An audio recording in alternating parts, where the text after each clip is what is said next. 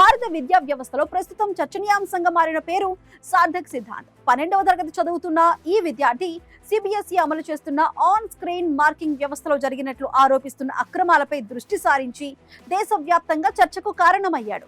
తన బోర్డు పరీక్ష ఫలితాల్లో అనుమానాస్పద వ్యత్యాసాలు కనిపించడంతో సార్థక్ దీనిపై లోతుగా పరిశోధన ప్రారంభించాడు. కేవలం సోషల్ మీడియా పోస్టులు పెట్టడం కాకుండా అధికారిక టెండర్ పత్రాలు, ఆర్ఎఫ్పి డాక్యుమెంట్లు, సాంకేతిక నిబంధనలను సేకరించి విశ్లేషించాడు.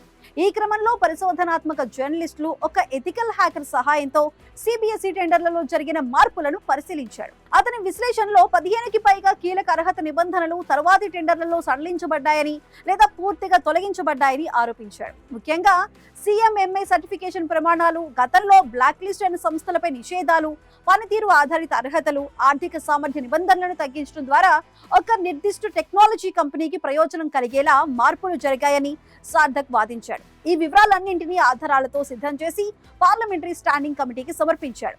అతని పరిశోధన తీవ్ర చర్చకు దారి తీయడంతో విద్యా వ్యవహారాలపై పర్యవేక్షణ చేసే పార్లమెంటరీ కమిటీ అధికారికంగా అతన్ని పార్లమెంట్ హౌస్ అనెక్స్ కు ఆహ్వానించి ప్రెజెంటేషన్ ఇప్పించింది.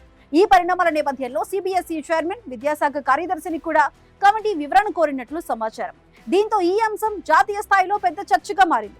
అయితే సార్థక్ తన పోరాటం డిజిటల్ వ్యవస్థలకు వ్యతిరేకం కాదని స్పష్టం చేశాడు. ఓఎస్ఎం వంటి ఆధునిక మూల్యాంకన విధానాలను తాను సమర్థిస్తానని, కానీ కోట్లాది విద్యార్థుల భవిష్యత్తుకు సంబంధించిన వ్యవస్థలో పారదర్శకత, జవాబుదారీతనం, సమగ్ర పరీక్షలు తప్పనిసరని చెబుతున్నాడు.